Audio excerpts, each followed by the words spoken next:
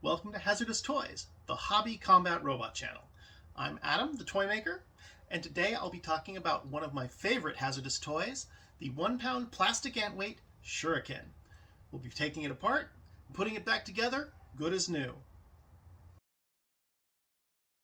And this is Shuriken. Shuriken is a 1-pound plastic articulated sawbot. It uses a brushless motor to spin a saw-type weapon. It just doesn't look like a saw, but in the context of plastic class, it will cut through other plastics, much like a saw. And to deliver the weapon, it has an articulated arm powered by a single servo, a standard size servo. This is a high-tech all-metal gear servo, so fairly robust. You'll see me use them in almost all of my robots that have some sort of lifting arm or motion type effect. The original version, one right here, you can see is very similar to the final version. However, it is a full centimeter shorter. The reason for the change was in the first few fights of this smaller version, every single time I'd run forward, it would flip over backwards. Unless I moved the saw all the way forward, in which case it wasn't able to attack. So this did not work very well as is. And the solution was to increase the size of the frame by a full centimeter outward from the back. That allowed me to increase the size of the wheels from these smaller wheels to these larger 2-inch wheels. That also increases the top speed of the machine. We are going to be fixing the electronics in this today, and when we're done, I'm hoping that the robot will be ready.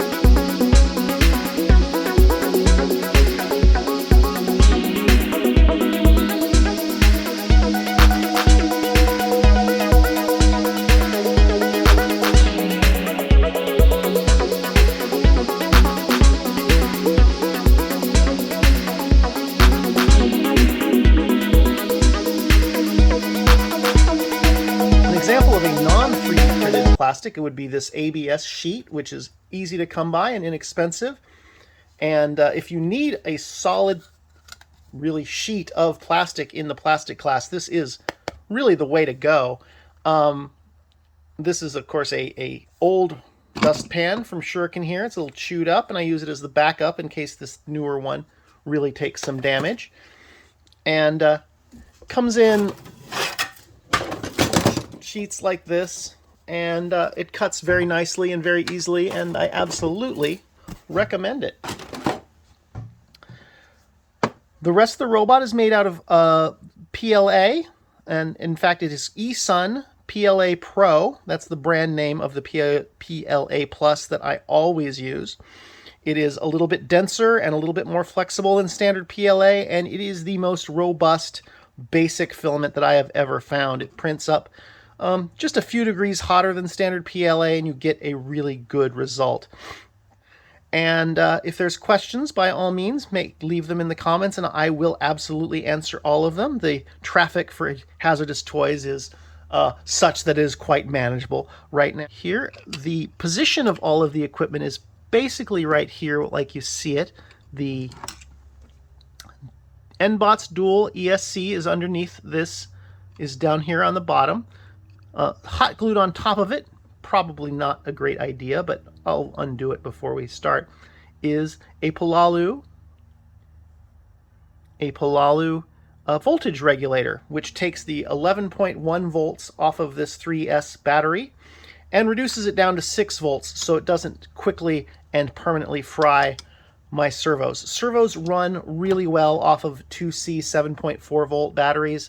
They burn up quickly, at least standard regular servos like I'm using burn up quickly at 11.1 volts. That would be the voice of experience talking there. I have in the past used just standard straight up voltage regulator like this. This is a 5 volt one. It's the only one I could get. What they basically do is they take the excess voltage and they turn it into heat, and so this gets quite hot. And in the confines of a tiny robot, I think that's caused a few problems. In fact, I think it's caused a few fires.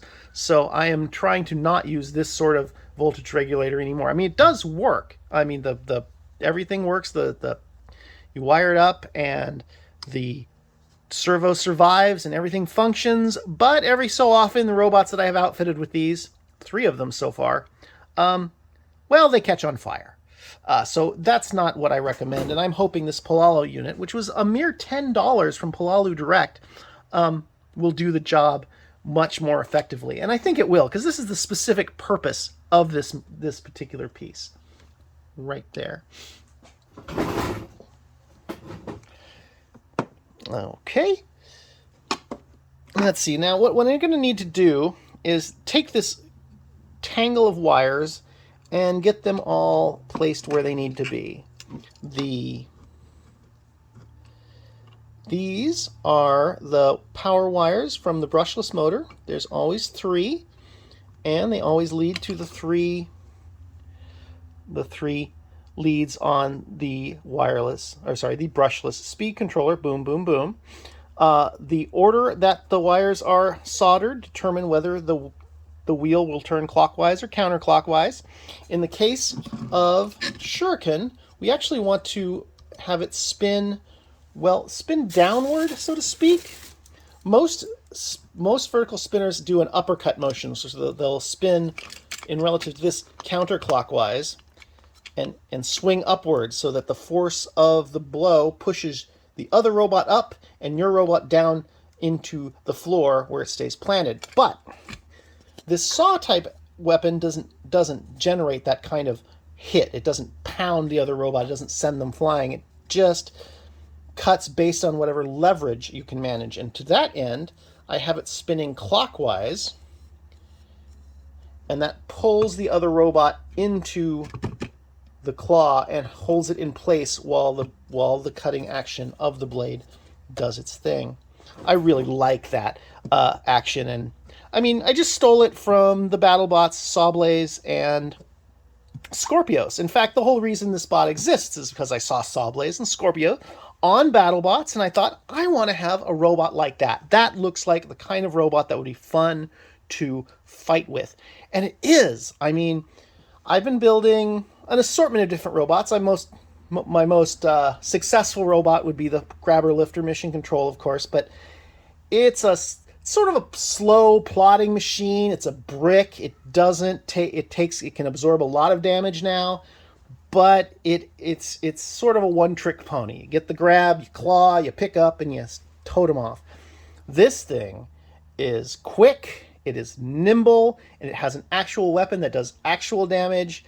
I don't know if it's as an effective a bot at getting wins as Mission Control is, but I do know that it is a ball to drive. And I mean, when you're talking about hobby combat robotics, when you're just doing it for fun, and to be fair, pretty much everyone is just doing this for fun. There is not money to be made in combat robotics, and certainly no money to be made in tiny combat robotics. So You have to find what you like and do that. And what I like is a variety of things, so that's what I do. I do a variety of things.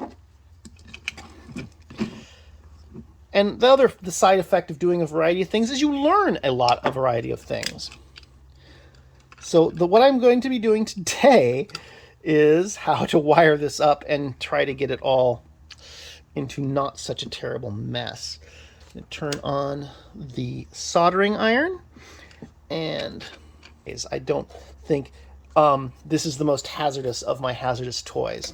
On a scale of 1 to 5 hazard points, I would give the plastic Shuriken saw bot a 2-star hazard rating out of 5. It is certainly capable of causing harm, but it is not a vicious killer machine that instills fear in humans, although it should instill fear in the other robot. Well, this isn't very scary. This version is a whole other kettle of beans. And I have to say that the standard ant version of Shuriken is a lot of fun. And I would give it probably a 4 out of 5 stars for hazard rating. All right. So anyway, now we're going to get to the actual soldering of the wires. And what I want to do is this kind of gets tucked in right there. The battery, where'd the battery go? The battery fits right in the center of the robot where you'd expect. There it is. So that goes right in. Kind of pre-fit everything before we start soldering and cutting wires and cutting them too short and then making them too long. I already see some wires that are shorter than I'd like. Get that in there. Okay. This is a new piece, and I haven't figured out exactly where it really should go yet. I'm thinking maybe not right there. And while you want the wires to be short and efficient for weight, and you don't want a big rat's nest of tangle in your robot, this machine has electronics up here in the top, which means it's going to be connected by wires to the base. Now, that means I'm going to want some amount of slack so I can do maintenance between matches. So that goes there. This slides in right there. These yellow wires are going to fit there. I may need to make them longer. Because that's just not long enough to do maintenance, because I've already got these wires pretty much built in. So I think what we're going to do is we're going to have to extend these to there, just a little bit extra, and then work out this rat's nest of power wires. Let's kind of figure out where the main battery goes. There we go. And then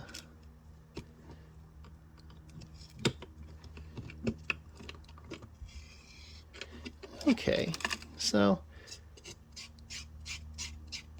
that's where the battery's going to go. And that gives us this space for the rat's nest of wires and such to coalesce around the on-off switch right there. Let's talk about that on-off switch for a second. This is a FingerTech on-off switch. It is designed specifically for antweights, and while I am a big proponent of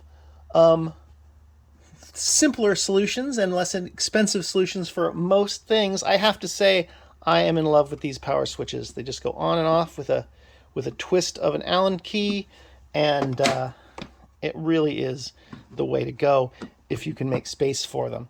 The other thing is that on-off switches is something that I tend to leave as an afterthought, and this is an easy solution for retrofitting into an existing design. So we just finished watching the last episode of Battlebots Bounty Hunters this week, and I have to say, what a season. It's just that it happened at all is a miracle. It's sort of crazy reading different opinions about how Battlebots works. I have to say I was most shocked by the complaints about judging over the last season. As someone who's done judging for fighting robots, like granted, smaller robots, not Battlebots level, but robots nonetheless, I think I have a different view of how judging works than the average Battlebots fan. Part of it is just what I'm used to. Since before Battlebots, the the strategy of pushing the other robot around is an absolute valid and accepted pathway to victory. I mean, doing damage is always what you want, but it's not always realistic.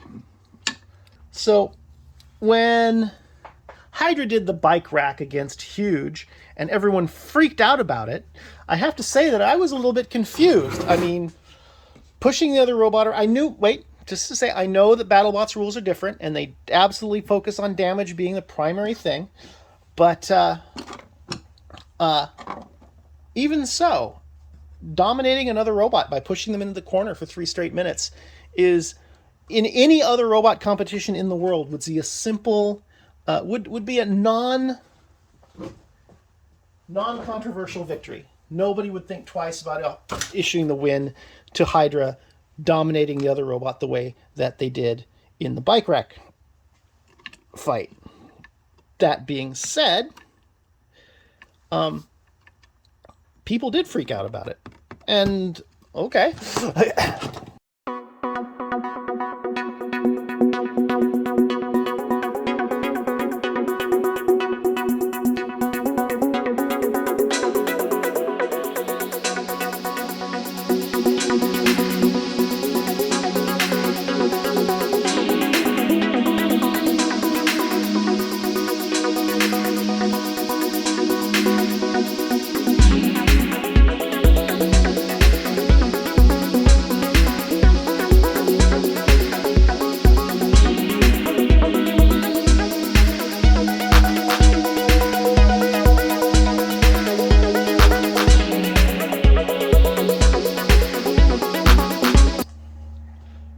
Shrink wrap.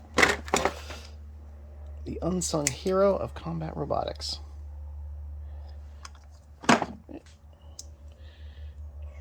Again, I'm making all of the extra lines extra long.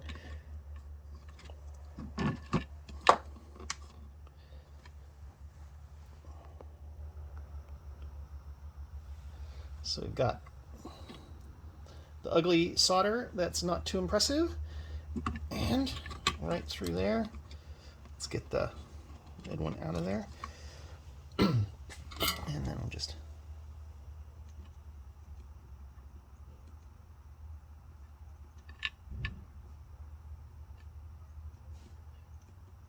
get that shrink wrap all shrunk down.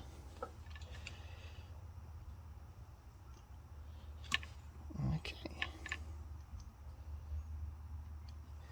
That's one. Got 20 more to do. Yeah, there's a good chance a lot of this is going to get fast forward past. So I'm just talking to myself, maybe.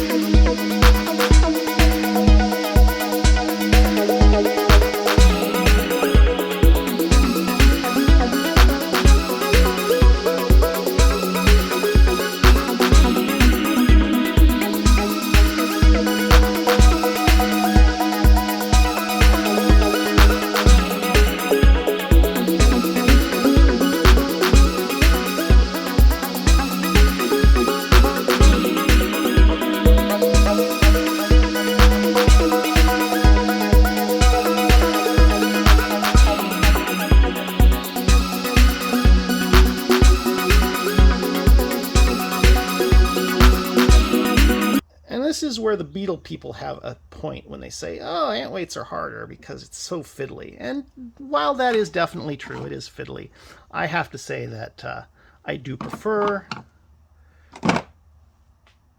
Is that long enough? Yeah, that'll be long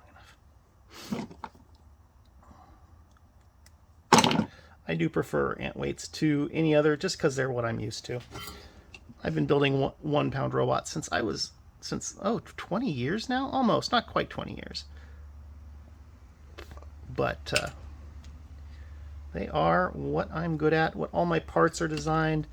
I also, the destructiveness of beetle weights is such that I am hesitant to throw a beetle weight in the ring.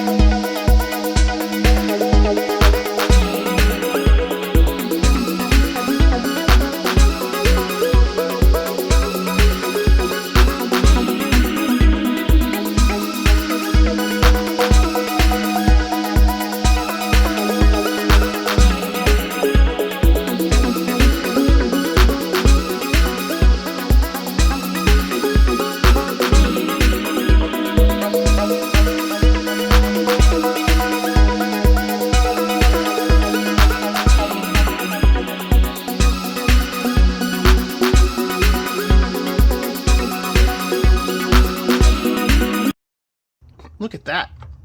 So, theoretically, that's it. I have everything's connected now. Still looks like kind of a mess though. But again, I want a little bit of room to,